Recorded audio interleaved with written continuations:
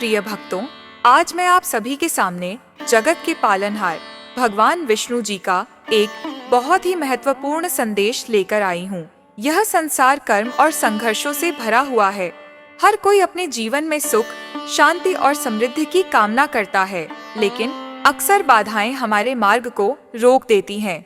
इन सभी बाधाओं से मुक्ति पाने जीवन में हर प्रकार की सफलता और धन पाने का एक दिव्य मार्ग है। यह मार्ग है भगवान श्री विष्णु का पवित्र मंत्र। यह मंत्र अत्यंत शक्तिशाली है। जो भी भक्त इस मंत्र का 108 बार श्रद्धा और विश्वास के साथ जाप करता है, उसे श्री हरि के आशीर्वाद से हर तरह की बाधाओं से मुक्ति मिलती है और वह अपनी सभी इच्छाओं को प्राप्त करता है। यह मंत्र न केवल आपको बाहरी सुख देता है, बल्कि आपके मन को भी शुद्ध करता है। प्रिय भक्तों, मैं आपको विष्णु पुराण की एक कथा सुनाती हूँ। यह उस समय की बात है जब धरती पर राक्षसों का अत्याचार बहुत बढ़ गया था। मनुष्य और देवता सभी परेशान थे। तब देवताओं ने श्री विष्णु की शरण ली। उन्होंने श्री विष्णु का आवाहन किया और उनकी प्रार्थना सुनी गई। श्री विष्णु ने नारायण रूप में प्रकट होकर देवताओं के साथ मिलकर मंत्रों का जाप किया और अपनी दिव्य शक्तियों से राक्षसों का नाश किया। मंत्रों के जाप से ही उन्हें वह शक्ति मिली थी जिसने हर बाधा को समाप्त कर दिया था। यह मंत्र कोई साधारण मंत्र नहीं है। यह ब्रह्मांड की दिव्य शक्तियों से जुड़ा हुआ है। जब आप इस मंत्र का 108 बार जाप करते हैं, तो श्री विष्णु स्वयं आपके जीवन में प्रवेश करते हैं और अपने भक्तों की हर कठिनाई को दूर करते हैं, चाहे वह धन की कमी हो, कोई शारीरिक समस्या हो या मानसिक अशांति। श्री हरि के इस पवित्र मंत्र का 108 बार जाप करने से हर समस्या का समाधान होता है। प्रिय भक्तों, हम सभी जानते हैं कि जहाँ श्री विष्णु जी का नाम लिया जाता है, वहाँ देवी लक्ष्मी भी प्रसन्न होती हैं। माँ लक्ष्मी, जो धन और समृद्धि की देवी हैं, वे भी श्री विष्णु जी के भक्तों पर अपनी कृपा बरसाती हैं। जब आप श्रद्धा से श्री विष्णु जी के मंत्र का जाप करते हैं, तो माँ लक्ष्मी स्वयं आपके जीवन में धन और वैभव की वर्षा करती है। तो प्रिय भक्तों, अगर आप अपने जीवन में सच्ची समृद्धि, शांति और सफलता पाना चाहते हैं, तो इस मंत्र का 108 बार जाप या श्रवण जरूर करें। यह मंत्र आपके जीवन की हर बाधा को समाप्त करेगा और आपके सभी सपनों को साकार करेगा। अगर आप सच्चे मन से इस मंत्र का जाप करेंगे, तो श्री विष्णु स्वयं आपके जीवन में आएंगे और आपको हर प्रकार की समृद्धि और आशीर्वाद प्रदान करेंगे। जब आप इस मंत्र का जाप करेंगे, तो आपके जीवन में अद्भुत परिवर्तन आएंगे।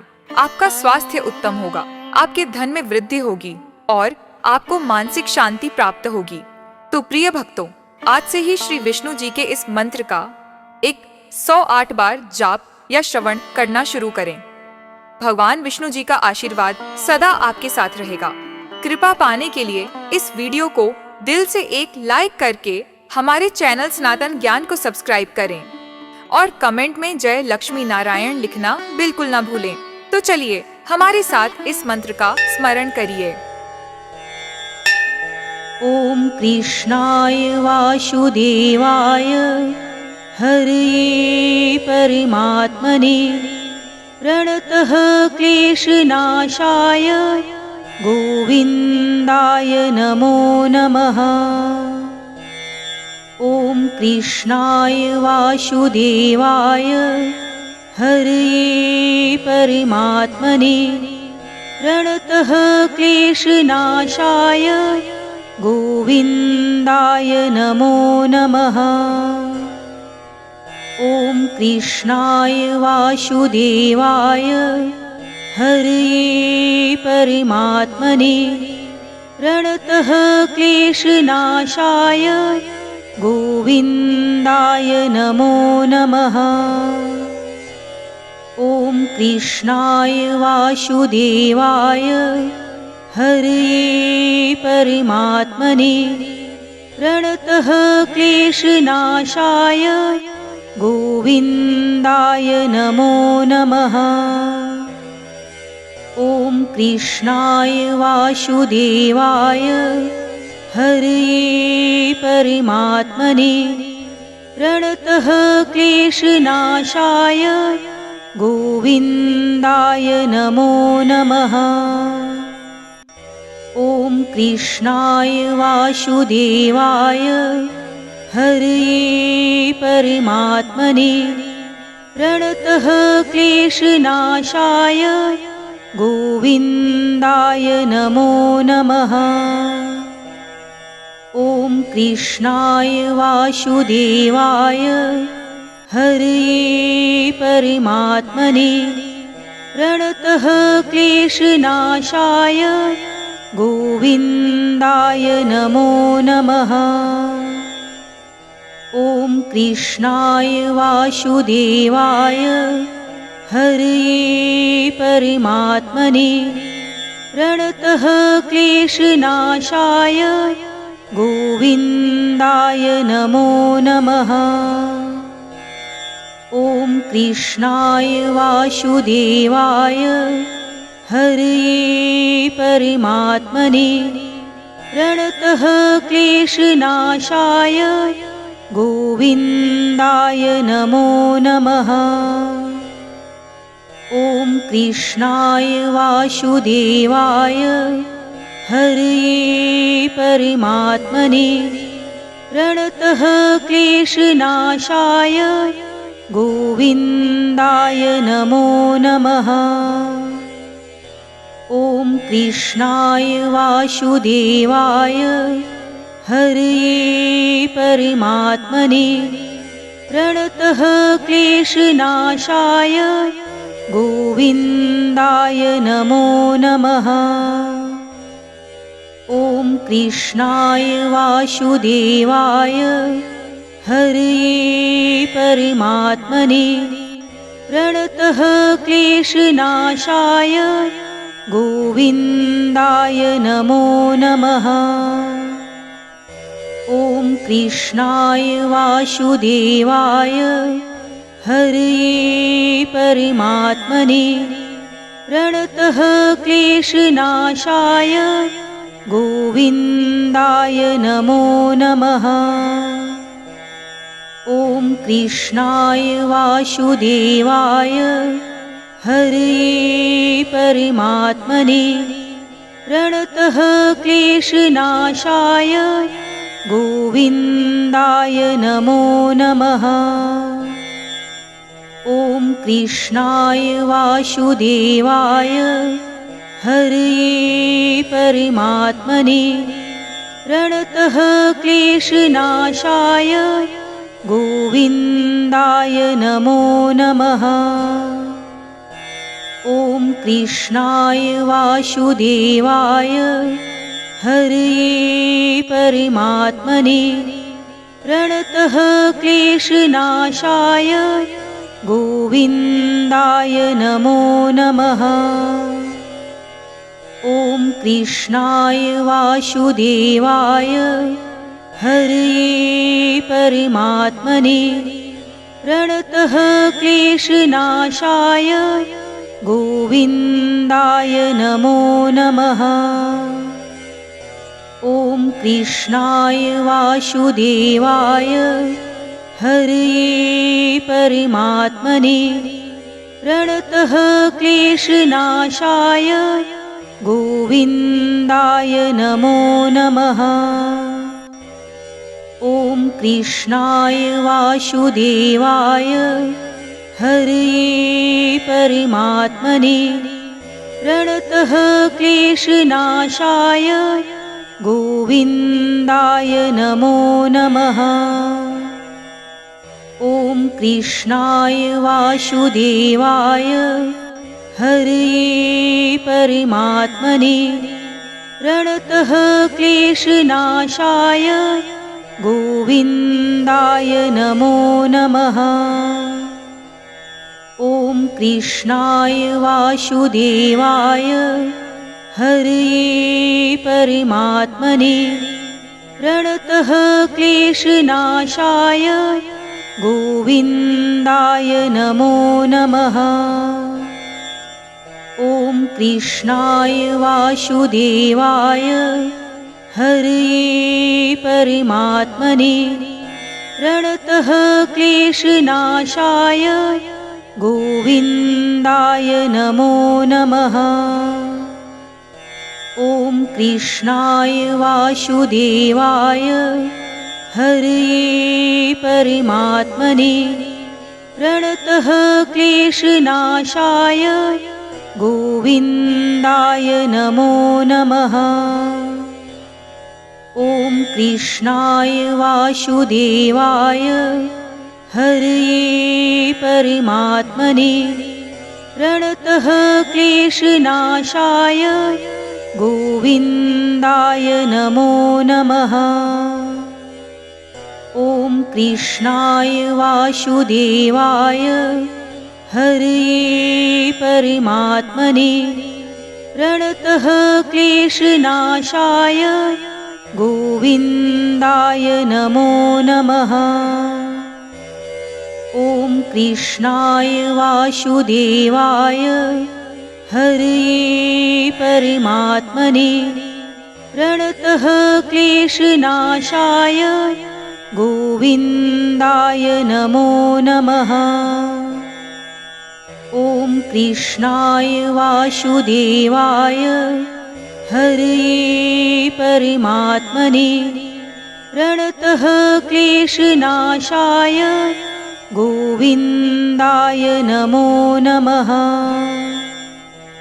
ॐ कृष्णाय वासुदेवाय हरये परमात्मने प्रणतः क्लेशनाशाय गोविन्दाय नमो नमः। ॐ कृष्णाय वासुदेवाय हरये परमात्मने प्रणतः क्लेशनाशाय गोविन्दाय नमो नमः। ॐ कृष्णाय वासुदेवाय हरये परमात्मने प्रणतः क्लेशनाशाय गोविन्दाय नमो नमः। ॐ कृष्णाय वासुदेवाय हरये परमात्मने प्रणतः क्लेशनाशाय गोविन्दाय नमो नमः। ॐ कृष्णाय वासुदेवाय हरये परमात्मने प्रणतः क्लेशनाशाय गोविन्दाय नमो नमः। ॐ कृष्णाय वासुदेवाय हरये परमात्मने प्रणतः क्लेशनाशाय गोविन्दाय नमो नमः। ॐ कृष्णाय वासुदेवाय हरये परमात्मने प्रणतः क्लेशनाशाय गोविन्दाय नमो नमः। ॐ कृष्णाय वासुदेवाय हरये परमात्मने प्रणतः क्लेशनाशाय गोविन्दाय नमो नमः। ॐ कृष्णाय वासुदेवाय हरये परमात्मने प्रणतः क्लेशनाशाय गोविन्दाय नमो नमः। ॐ कृष्णाय वासुदेवाय हरये परमात्मने प्रणतः क्लेशनाशाय गोविन्दाय नमो नमः। ॐ कृष्णाय वासुदेवाय हरये परमात्मने प्रणतः क्लेशनाशाय गोविन्दाय नमो नमः। ॐ कृष्णाय वासुदेवाय हरये परमात्मने प्रणतः क्लेशनाशाय गोविन्दाय नमो नमः। ॐ कृष्णाय वासुदेवाय हरये परमात्मने प्रणतः क्लेशनाशाय गोविन्दाय नमो नमः। ॐ कृष्णाय वासुदेवाय हरये परमात्मने प्रणतः क्लेशनाशाय गोविन्दाय नमो नमः। ॐ कृष्णाय वासुदेवाय हरये परमात्मने प्रणतः क्लेशनाशाय गोविन्दाय नमो नमः। ॐ कृष्णाय वासुदेवाय हरये परमात्मने प्रणतः क्लेशनाशाय गोविन्दाय नमो नमः।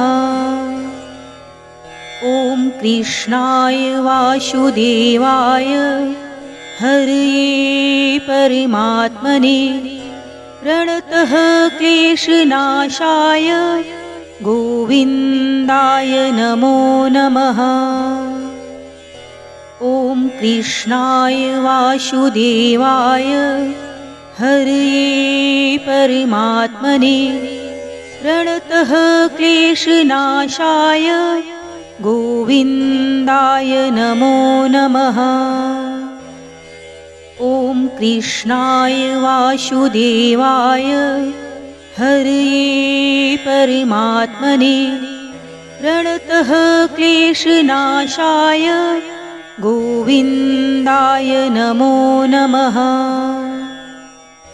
ॐ कृष्णाय वासुदेवाय हरये परमात्मने प्रणतः क्लेशनाशाय गोविन्दाय नमो नमः।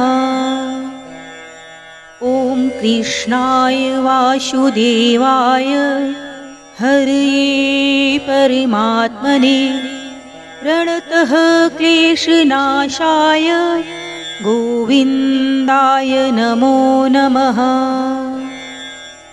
ॐ कृष्णाय वासुदेवाय हरये परमात्मने प्रणतः क्लेशनाशाय गोविन्दाय नमो नमः।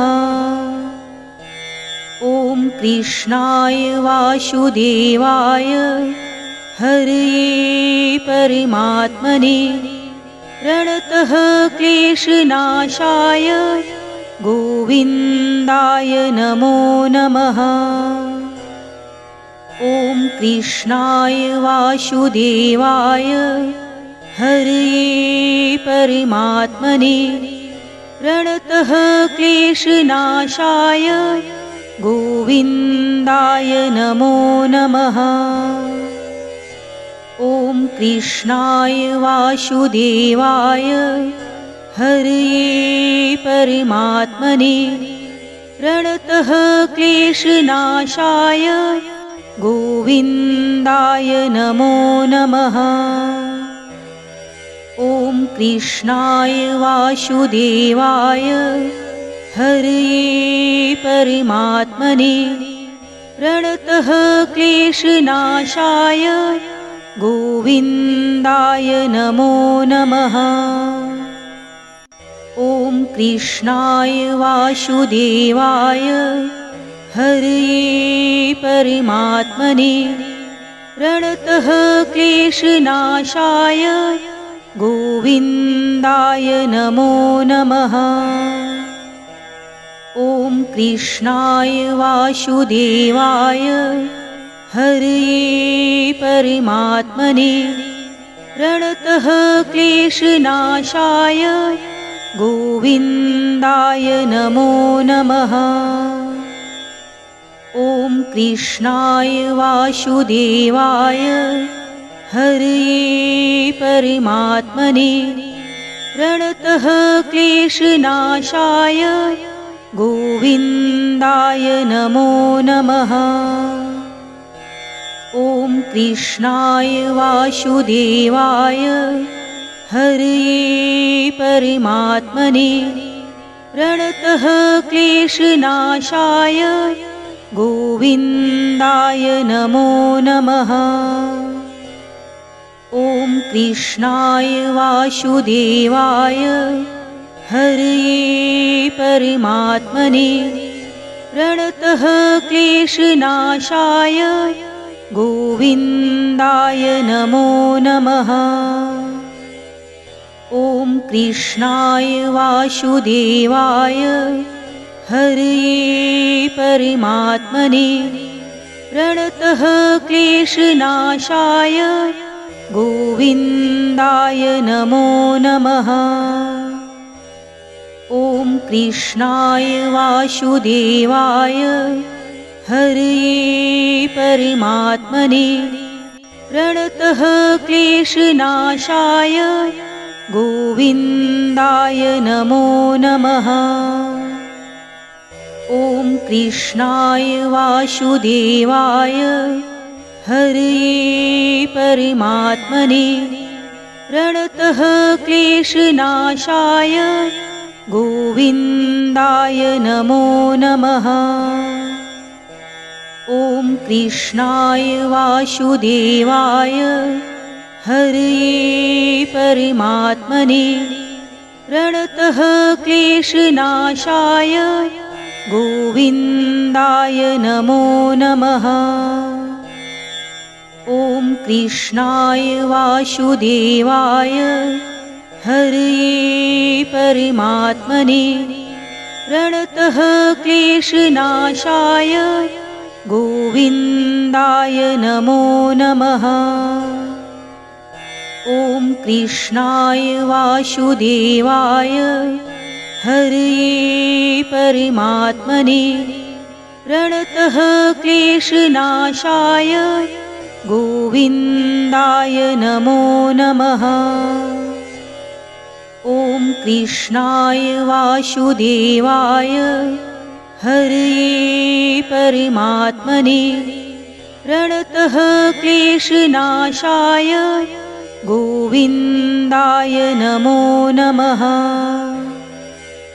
ॐ कृष्णाय वासुदेवाय हरये परमात्मने प्रणतः क्लेशनाशाय गोविन्दाय नमो नमः।